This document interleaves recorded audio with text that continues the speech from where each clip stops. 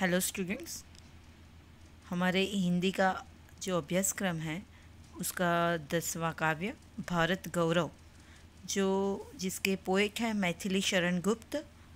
जो ये भारत गौरव काव्य है वो शीर्षक से ही आपको पता चलेगा कि ये काव्य में भारत का गौरवगान किया है कवि श्री मैथिली शरण गुप्त ने।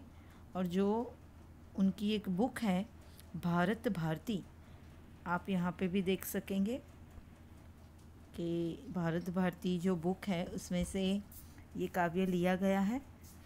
तो हमें ये समझना पड़ेगा कि भारत भारती जो एक बुक है उसका ये भारत गौरव काव्य बहुत ही अच्छा और भारत के गौरव के प्रति और हमारी जो भारत भूमि के प्रति भावना है उसके विषय में है। और कवि ने बहुत सारी ऐसी भारत की गरिमा वाली बातें करी है, हम देखते हैं। देखिए स्टूडेंट्स, ये कवि श्री मैथिली शरण गुप्त का चित्र है। ये और एक चित्र है जिसमें आपको उनके जन्म की और निधन की तारीख भी बताई गई है और ऐसा बताया गया है कि वो एक कितने उम्दा कवि थे। तो इसके विषय में भी थोड़ा लिखा गया है, यहाँ पे आप पढ़ ही सकते हैं। ठीक है, आगे हम देखते हैं काव्य के विषय में और कवि के विषय में। चलिए सो स्टूडेंट्स, हम पहले कवि के विषय में थोड़ी जानकारी हासिल कर लें। कवि श्री मैथिली शरण गुप्त का जन्म सन 1886 ईस्वी सन में हुआ था और उनका निधन हुआ था सन 1964 ईस्वी सन में। मैथिली शरण गुप्त का जन्म झांसी जिले के चीरगांव में हुआ था। बाल्यावस्था से ही कविता में इनकी रुचि थी। इनकी प्रारंभिक रचनाएं हिंदी की पत्रिका सरस्वती में प्रकाशित हुई। प्रारंभिक माने क्या, शुरू की। महावीर प्रसाद द्विवेदी के प्रोत्साहन ने इनके कवि व्यक्तित्व का परिष्कार कर दिया। अभी यहाँ पे आप देखोगे एक नाम आया है, महावीर प्रसाद द्विवेदी। ये भी हिंदी साहित्य के एक बहुत ही महान लेखक हैं, कवि हैं। इन्होंने अच्छा खासा मैथिली शरण गुप्त को प्रोत्साहन दिया और उनको कविता के विषय में अच्छी तरह से जानकारी हासिल करने के लिए बढ़ावा दिया कि आप अच्छे कवि बन सकते हैं, तो आप कविताएं लिखिए। तो इसी के चलते मैथिली शरण गुप्त एक अच्छे कवि बन पाए हैं। राम भक्ति में सराबोर पारिवारिक संस्कारों ने इन्हें राम काव्य लिखने के लिए प्रोत्साहित किया और तत्कालीन राष्ट्रीय परिस्थितियों से प्रभावित होकर इनकी कविताओं में राष्ट्रीय चेतना और स्वदेश गौरव की गूंज सुनाई देती है। अभी आप यहाँ पे देखोगे तो यहाँ पे क्या बताया है कि इनकी कविताओं में हमें क्या देखने को मिलता है, राष्ट्रीय चेतना और स्वदेश गौरव। स्वदेश गौरव माने क्या, जिस भी देश में जो भी नागरिक रहता है उसको अपने देश के प्रति गौरव होना चाहिए। तो इसी की बात करी है।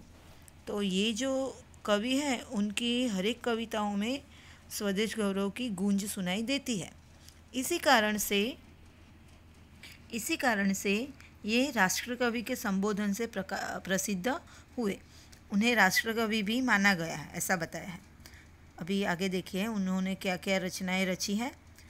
भारत भारती, साकेत, पंचवटी, यशोधरा, विष्णुप्रिया आदि इनकी प्रमुख रचनाएं हैं। हिंदी साहित्य एवं शिक्षा के क्षेत्र में अनुपम योगदान के कारण इन्हें 1954 में पद्म भूषण की उपाधि से अलंकृत किया गया था। बराबर, उन्हें पद्म भूषण भी मिला है। पद्म भूषण की उपाधि मतलब अवार्ड, आपको पता ही है, पद्म भूषण, पद्म विभूषण, मतलब जो मतलब साहित्य के क्षेत्र में हो, खेल के क्षेत्र में हो, जिन्होंने भी उस साल बहुत ही अच्छा एक योगदान दिया हो, उनको उनके क्षेत्र के लिए पद्म भूषण, पद्म विभूषण ऐसी सारी उपाधियाँ मिलती हैं। और इसके अलावा भी उनको राज्यसभा का एक सदस्य भी मनोनीत किया गया था। तो ये तो रही कवि के विषय में बात। आगे हम देखते हैं कि प्रस्तुत जो काव्य है, मतलब ये जो यहाँ पे आपको जो आपकी टेक्स्ट बुक में काव्य दिया गया है, वो काव्य भारत भारती से लिया गया है। वो हमने ऑलरेडी बात कर ली है। आगे देखिए, जिसमें 3 खंड में देश का अतीत, वर्तमान और भविष्य चित्रित है। मतलब ये काव्य जो भारत भारती बुक है ना, उसमें 3 पार्ट किए गए हैं। उसमें तीनों पार्ट में से एक अतीत माने कि भूतकाल, पास्ट, वर्तमान यानी प्रेजेंट, और भविष्य माने फ्यूचर, उसकी बात करी है। गुप्त जी ने भारत के अतीत का गौरवशाली चित्र प्रस्तुत किया है। यहाँ पे गुप्त जी माने मैथिली शरण गुप्त जी, उन्होंने भारत के अतीत मतलब भूतकाल में भारत देश कैसा था, उसके पास अकूट ऐसी संपत्ति थी, विद्या थी, कला थी, सब कुछ था भारत के पास, इसीलिए वो पूरे विश्व का शिरमोर भी माना जाता था। ऐसी बात उन्होंने यहाँ पे प्रस्तुत की है और अतीत का गौरवशाली चित्र प्रस्तुत किया है हमारे सामने, और इन्हीं विशेषताओं के आधार पर उसे विश्व के सिरमौर पद पर प्रतिष्ठापित किया है। इस काव्य में कवि ने भारतीय सभ्यता और संस्कृति का गौरवगान किया है। हमने जैसे बात करी कि भारतीय सभ्यता कैसी है और संस्कृति कैसी है, इसकी बात की है। इसके साथ साथ आर्यों के महान जीवन आदर्शों का भी चित्रण यहाँ पर किया है। सो स्टूडेंट, अभी मैं कविता एक साथ में गाती हूँ, उसके बाद हम लाइन बाय लाइन इसको समझने की कोशिश करेंगे। सो भूलोक का गौरव प्रकृति का पुण्य लीला स्थल कहाँ, फैला मनोहर गिरी हिमालय और गंगाजल जहाँ, संपूर्ण देशों से अधिक किस देश का उत्कर्ष है, उसका कि जो ऋषि भूमि है वह कौन, भारतवर्ष है। हाँ, वृद्ध भारतवर्ष ही संसार का सिरमौर है, ऐसा पुरातन देश कोई विश्व में क्या और है। भगवान की भवभूतियों का यह प्रथम भंडार है, विधि ने किया नर सृष्टि का पहले यही विस्तार है। यह पुण्य भूमि प्रसिद्ध है, इसके निवासी आर्य है, विद्या कला कौशल सबके जो प्रथम आचार्य है। संतान उसकी आज यद्यपि हम अधोगति में पड़े, पर चिन्ह उनकी उच्चता के आज भी कुछ है खड़े। वे आर्य ही थे जो कभी न अपने लिए जीते न थे, वे स्वार्थरत हो मोह की मदिरा कभी पीते न थे। संसार के उपकार हित जब जन्म लेते थे सभी, निश्चेष्ट होकर किस तरह वे बैठ सकते थे कभी। सो स्टूडेंट्स, हम अभी लाइन बाय लाइन समझेंगे इसको। यहाँ पे क्या बोला है, भूलोक का गौरव प्रकृति का पुण्य लीला स्थल कहाँ, फैला मनोहर गिरी हिमालय और गंगाजल जहाँ। यहाँ पे भूलोक का अर्थ क्या लेना है आपको, भूलोक माने पृथ्वी, पृथ्वी का गौरव और समस्त प्रकृति का पुण्य लीला स्थल, जहाँ पे बहुत सारे पुण्य हुए हैं, ऐसा स्थल कहाँ है, आपको प्रश्न पूछा है। तो यहाँ पे आगे बताया है, फैला मनोहर गिरी, गिरी माने क्या, पर्वत, गिरी माने पर्वत लेना है इसका अर्थ। फैला मनोहर गिरी हिमालय और गंगाजल जहाँ। अभी आप यहाँ पे देख पा रहे होंगे हिमालय पर्वत, इतना सुंदर और मनोहर बर्फ़ से ढका हुआ हिमालय पर्वत है हमारे देश में। और गंगाजल, गंगा नदी जो बहती है, उसकी बात की है कवि ने। हम देख सकते हैं कि कैसे सब लोग गंगा नदी के किनारे पूजा अर्चना आदि सब विधियाँ करते हैं। तो जैसे कि हमने बात करी कि कवि कहते हैं कि जहाँ पे हिमालय पर्वत फैला हुआ है जो एकदम सुंदर है, और जहाँ पे गंगा नदी बहती है, गंगा जल है जहाँ पे, संपूर्ण देशों से अधिक किस देश का उत्कर्ष है, मतलब विश्व के सारे देशों से अधिक ज़्यादा से ज़्यादा कौन सा देश वृद्धि कर रहा है, उत्कर्ष कर रहा है, प्रगति कर रहा है, ऐसा कौन सा देश है? उसका कि जो ऋषि भूमि है वह कौन? भारतवर्ष है। आपको पता ही है कि भारत भूमि ऋषियों की भूमि मानी गई है, आपको पता हो तो। देखिए, ये और एक चित्र है गंगा नदी का। और जैसे कि आपको काव्य में कवि ने बताया, ऋषि भूमि मानी गई है। जैसे ऋषि आप देखते हो यहाँ पे भी तपस्या करते हैं, कुछ न कुछ ध्यान में मग्न है, कुछ लिखते हुए दिखाई देते हैं। ये देखिए और एक चित्र कि कैसे भारत भूमि को ऋषियों की भूमि माना गया है। ठीक है, तो यहाँ पे हमें कवि बता रहे हैं कि ऐसा उत्कर्ष और प्रगतिशील देश कौन सा है? तो वो देश भारतवर्ष है। ठीक है, चलिए नेक्स्ट पैराग्राफ पे हम जाते हैं, नेक्स्ट पंक्तियों पे। आगे देखिए, आगे बताते हैं, हाँ, वृद्ध भारतवर्ष ही संसार का सिरमौर है। ऐसा पुरातन देश कोई विश्व में क्या और है? भगवान की भवभूतियों का यह प्रथम भंडार है। विधि ने किया नर सृष्टि का पहले यही विस्तार है। यहाँ पे क्या बताते हैं कि भारतवर्ष बहुत ही पुराना है। वृद्ध भारतवर्ष मतलब क्या? बहुत ही पुराना, बराबर। दुनिया में सबसे पुराने देश है, उसमें से एक भारतवर्ष है। और पूरे संसार में ये भारतवर्ष जो है वो सिरमौर की तरह है, मतलब एक क्राउन बोलते हैं ना, उस हिसाब से यहाँ पे लेना है। ऐसा पुरातन देश कोई विश्व में क्या और है? तो ऐसा कोई पुरातन देश माने क्या? पुरातन संस्कृतियों वाला देश। यहाँ पे विश्व में जहाँ पे इतनी अच्छी कलाकृतियाँ, पुरातन संस्कृतियाँ मिले, ऐसा दूसरा कोई देश विश्व में है नहीं। भगवान की भवभूतियों का यह प्रथम भंडार है। स्टूडेंट्स, आप देख सकोगे कि यहाँ पे कवि ने बताया कि भगवान की भवभूतियों का यह प्रथम भंडार है, माने कई सारे देवी देवताओं ने ये भारतवर्ष में जन्म लिया है। तो ऐसे भारतवर्ष में बहुत सारे देवी देवताओं ने जन्म लिया है और इसी के लिए ये भगवान की भवभूतियों का प्रथम भंडार माना गया है। विधि ने किया नर सृष्टि का पहले यही विस्तार है, मतलब दुनिया में यहाँ से ही नर सृष्टि का विस्तार हुआ, इंसानों की सृष्टि का विस्तार हुआ है, ऐसा यहाँ पे कवि कह रहे हैं आपको। आगे देखिए, आप देख सकते हैं यहाँ पे जैसे बताया, विधि मतलब कौन? ब्रह्मा, जो पूरे संसार में हर एक चीज़ को बनाने वाले हैं वो। उन्होंने नर सृष्टि का निर्माण सबसे पहले यहीं से शुरू किया।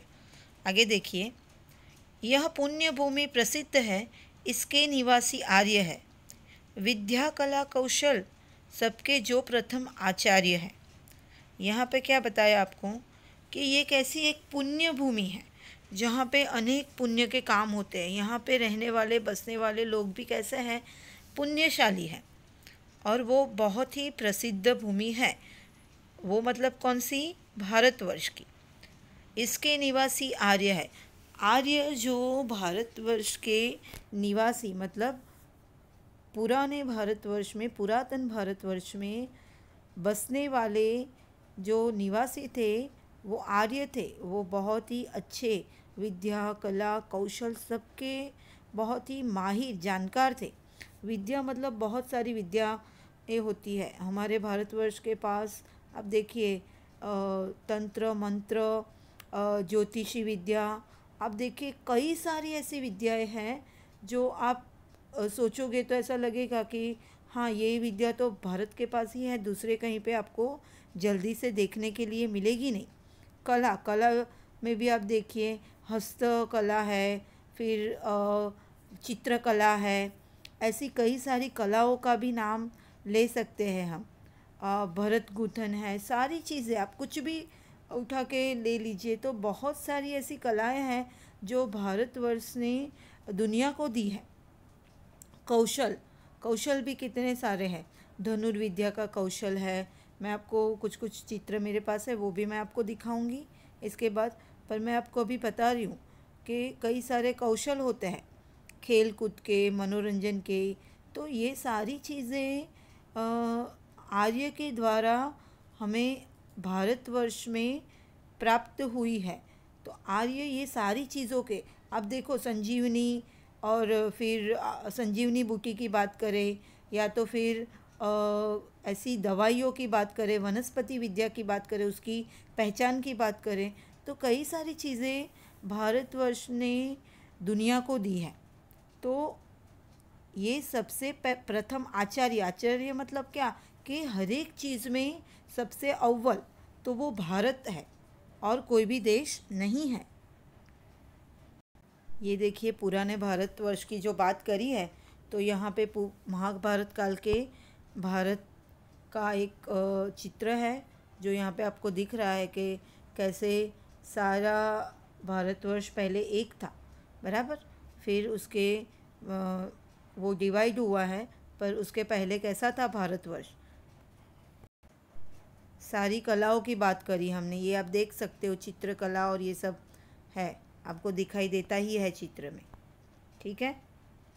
उसके बाद ये देखो पत्थर पे कारीगरों ने कितनी अच्छी कला बनाई है। ये एक पोल है, उसको कितनी अच्छी तरह से आप देखो।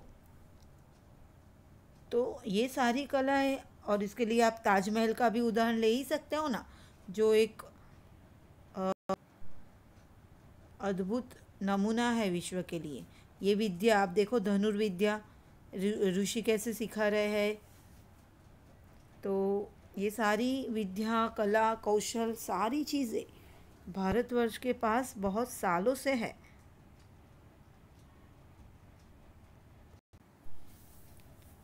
और भारतवर्ष ही सारी ये सब विद्या, कला और कौशल का सबसे प्रथम आचार्य है। यहाँ पे ऐसा कवि बताना चाहते हैं आपको।